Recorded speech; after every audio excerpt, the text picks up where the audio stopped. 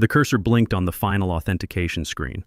I was about to authorize the last security layer for a $120 million defense contract with Lockheed Martin. 28 years of building relationships, understanding systems, knowing exactly which buttons to push and which protocols mattered. The biometric scanner was waiting for my fingerprint and voice confirmation. One click, and we'd lock in the biggest deal in company history. Then my office door opened without a knock. William Hartwell, our CEO, walked in like he owned the place, which he did. Behind him was this young woman in a designer suit clutching an iPad like it was made of gold. She looked like she'd just stepped out of business school yesterday. Maybe because she had. I'm Oliver Patterson, by the way. 52 years old, been running IT systems at Hartwell Defense Solutions since I was 24. People call me Ollie. Been the guy who keeps the lights on, the servers running, and the government contracts flowing. Built every major system we use, including the one that was about to make us all very rich. Ollie, William said with that fake smile he uses in board meetings. We need to talk. I looked at the screen. The authentication window was still waiting. The Pentagon was expecting final clearance by end of business. Patricia Knox had called twice already asking for status updates. Can this wait 30 seconds? I'm about to close the Lockheed deal. Actually, that's why we're here. William stepped aside like he was presenting a prize. This is Ashley Hartwell, my daughter. She's taking over as Director of Digital Innovation, effective immediately. My hand froze over the mouse. Director of Digital Innovation. That was a fancy way of saying she was taking my job. Taking over what exactly?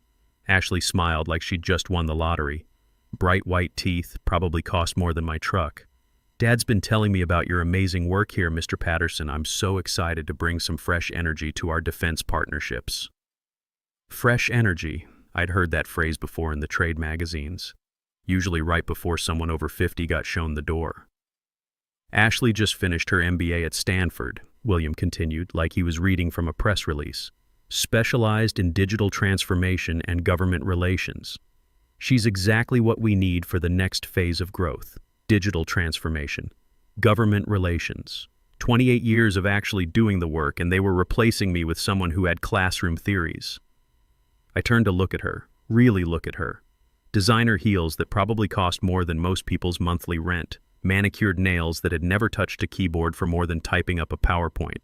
Have you ever worked with ITAR compliance? She blinked twice. What's ITAR?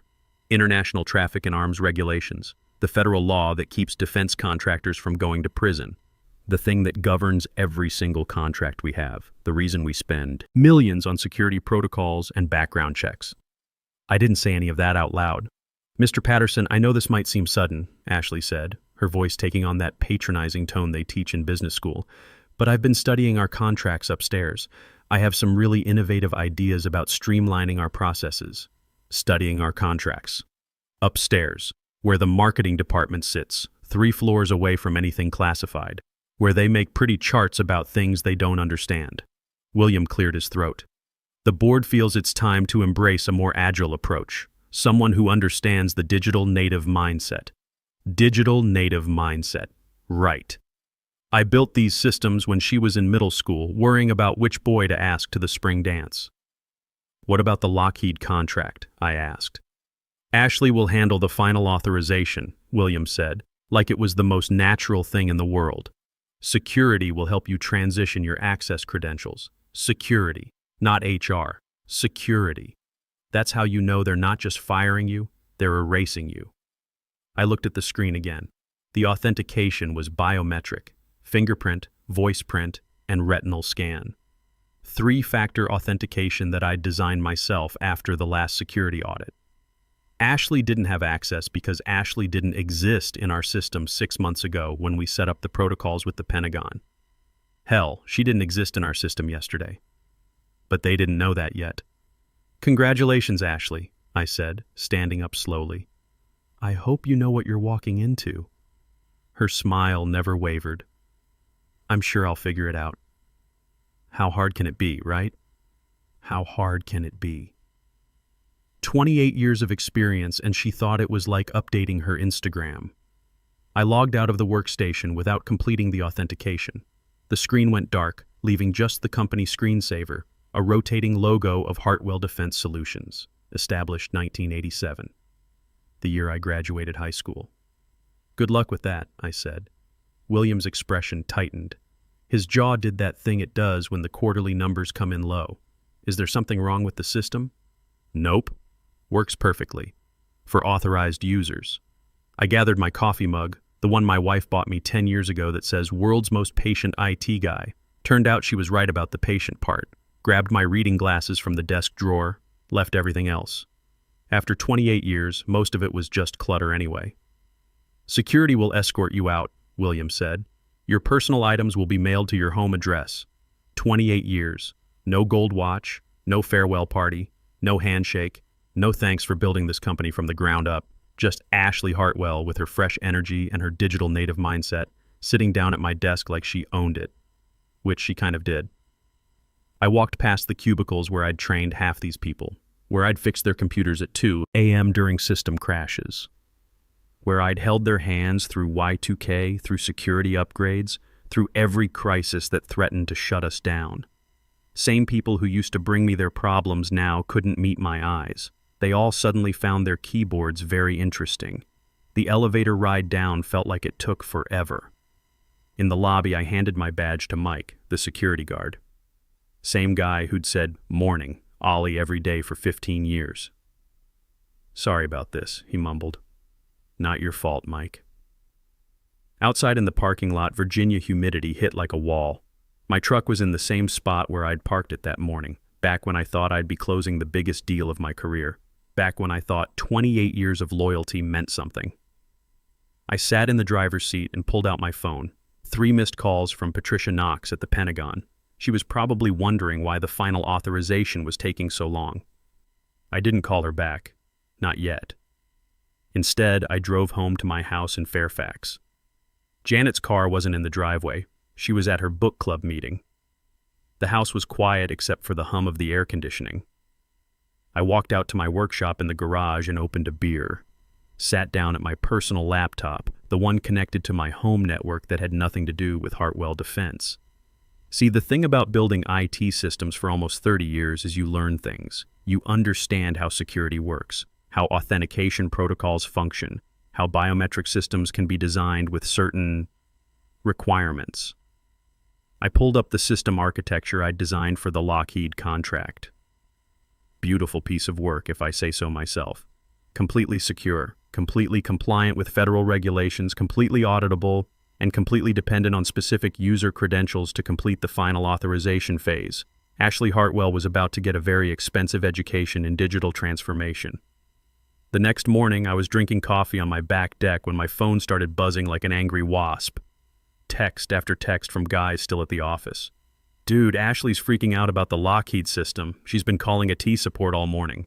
William brought in some hotshot consultant from Silicon Valley. "They're offering overtime to anyone who can fix the authentication issue." I finished my coffee and went inside. Janet was at the kitchen table with her laptop, probably working on her lesson plans. She's taught 3rd grade for 25 years, knows a thing or two about dealing with difficult situations. "Shouldn't you be at work?" she asked without looking up. "Got fired yesterday, replaced by the boss's daughter." She stopped typing, looked at me over her reading glasses. "After 28 years?" 28 years. Janet's been married to me long enough to know that tone, the calm before the storm. "What did you do, Oliver?" "Nothing illegal, nothing that hurts the company long term. Just left them a little puzzle to solve." "Oliver, they wanted digital transformation. They're getting it." My phone rang. Patricia Knox from the Pentagon. I'd been expecting this call. "Oliver, what's the status on the Lockheed authorization?" "We were expecting final clearance yesterday afternoon. I'm no longer with Hartwell Defense, Patricia. You'll need to speak with Ashley Hartwell, the new director of digital innovation." Long pause.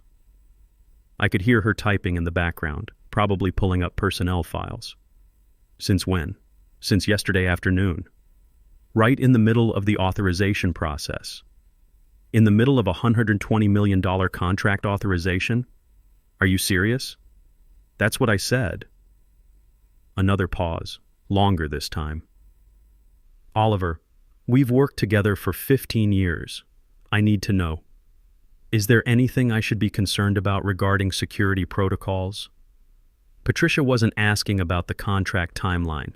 She was asking about ITAR compliance, about whether some MBA student was about to get access to classified defense systems without proper clearance. I'd recommend a full security review before proceeding, I said carefully. New personnel should probably go through proper clearance verification. You know how thorough the auditors can be. Understood. Thanks for the heads up. After I hung up, Janet was staring at me from across the kitchen table. What kind of puzzle did you leave them, Oliver? The kind that requires 28 years of experience to solve. That afternoon, my buddy Jake from the office called. Jake runs network security. We've worked together since the Clinton administration, back when people thought the internet was just a fad. Ollie, what the hell did you do to the authentication system? Nothing. Why? Ashley's been trying to complete the Lockheed authorization for 8 hours straight. The system keeps rejecting her credentials. She's gone through 3 different IT consultants, 2 systems analysts, and now they're talking about flying in some expert from Lockheed. Did they check her clearance level? She doesn't have one. She's not even in the federal database. Never had a background check. Huh.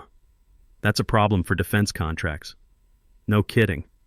The consultant they brought in says the system is corrupted, wants to do a complete rebuild from scratch. A rebuild would take 4 months and cost about $3 million, that's what I told them. Did you mention it would also void all our existing security certifications? I may have forgotten to bring that up. Jake was quiet for a moment. You built this thing so only you could authorize final payments, didn't you? I built it to be secure. Turns out secure systems require authorized users with proper clearances. You magnificent bastard. I prefer experienced systems architect. That evening, the local news ran a story about Hartwell Defense's technical difficulties with a major government contract. The reporter mentioned that the Pentagon was reviewing security protocols before proceeding. They showed footage of our building, looking like a fortress with all those security cameras. William Hartwell looked like he'd aged 10 years in 24 hours when they interviewed him. We're confident this minor technical issue will be resolved shortly, he said, loosening his tie. Our team is working around the clock. Minor technical issue, right. The next morning brought more texts from the office.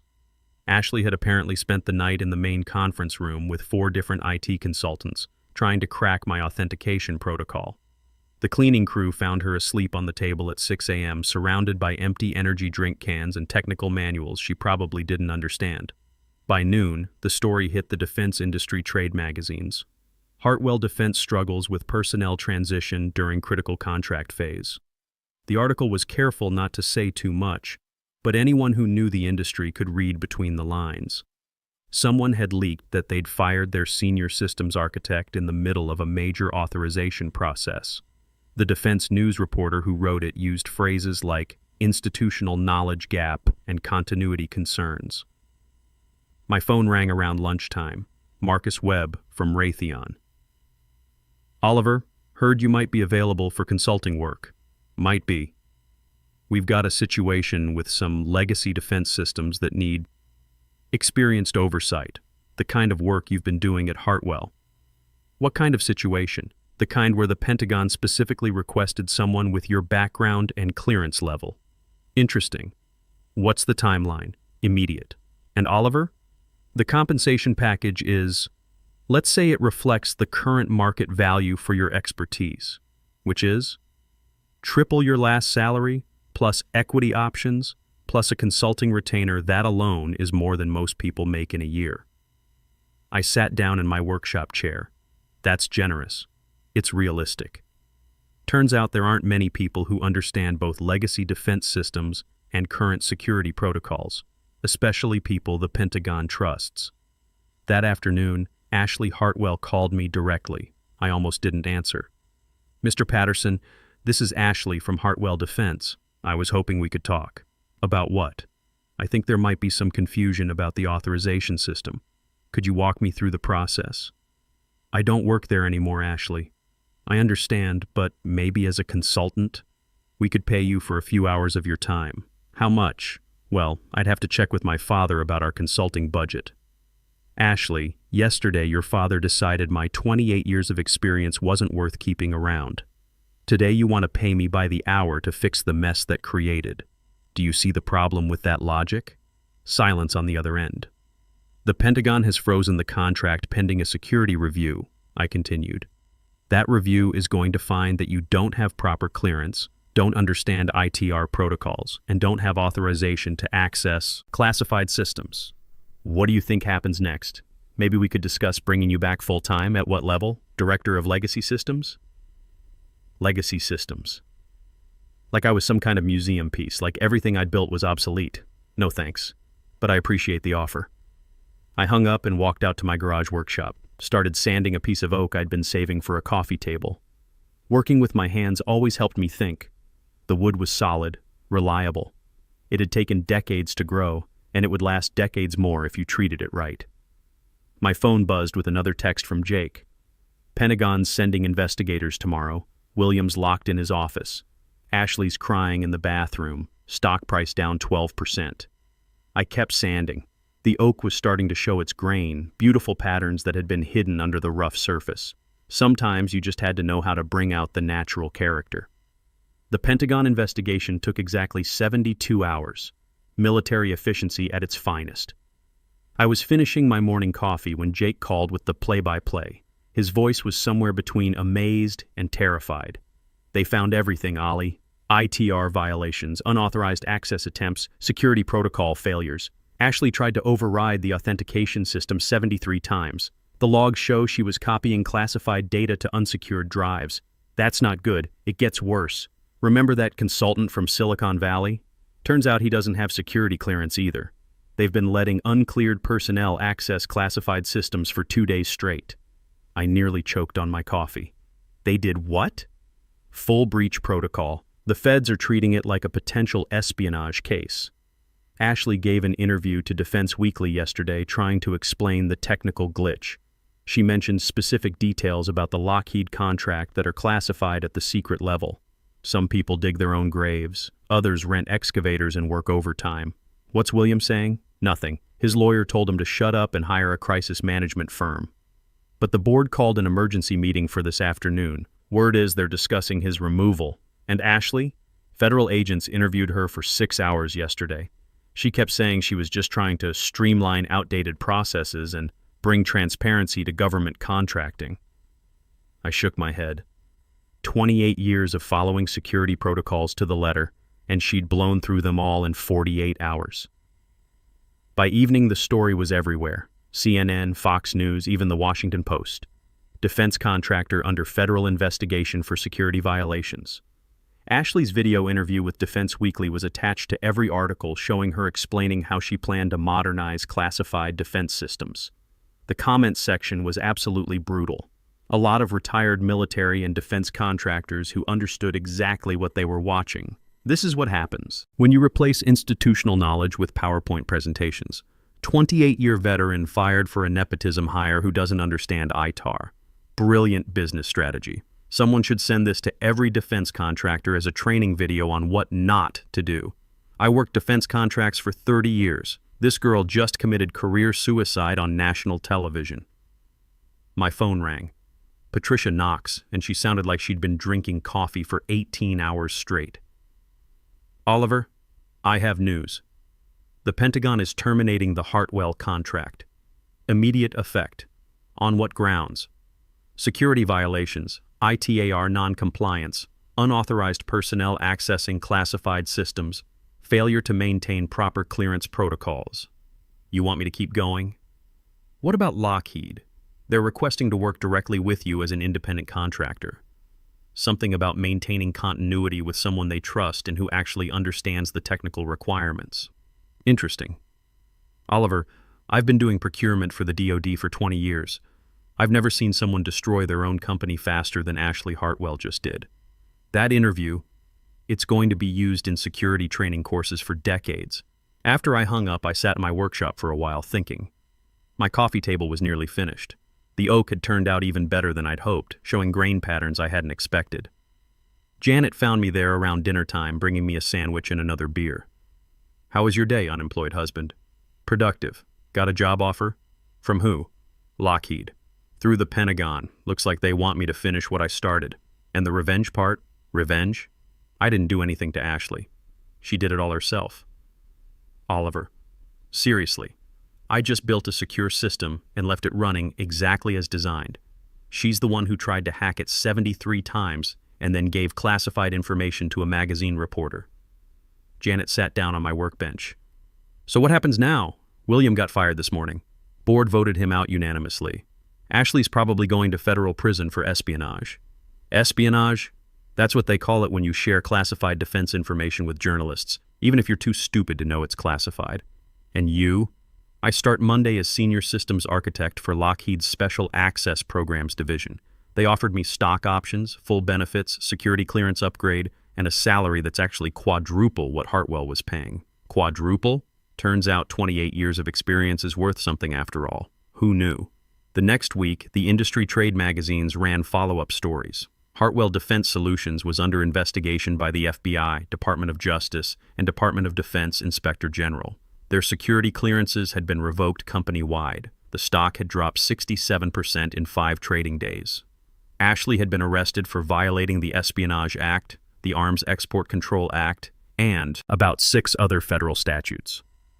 Her lawyer was arguing she was too inexperienced to understand the classification levels of the information she'd shared. It wasn't a great defense strategy, basically admitting she was incompetent to do the job they'd given her.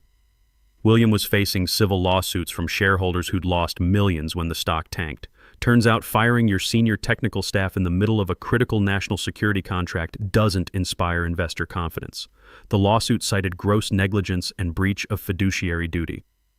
I drove past the Hartwell building on my way to my first day at Lockheed. Half the parking lot was empty. There was a for-lease, 50,000 skew theft available sign in front of the building. Through the windows, I could see people carrying boxes to their cars. At Lockheed, they gave me a corner office with actual windows that looked out over the Potomac. Real windows, not the fake ones that just show screensavers. My nameplate read Oliver Patterson, Senior Systems Architect, Special Access Programs, not legacy systems, not digital transformation, just the job I'd been doing for 28 years, finally with people who understood what it was worth. Marcus Webb stopped by my office around lunchtime on my second day. How are you settling in? Good. The coffee's better here, and nobody's trying to fix things that aren't broken. Oliver, I have to ask, did you plan all this? I leaned back in my new ergonomic chair. I planned a secure authentication system that followed all federal regulations. Everything else was just natural consequences. Natural consequences.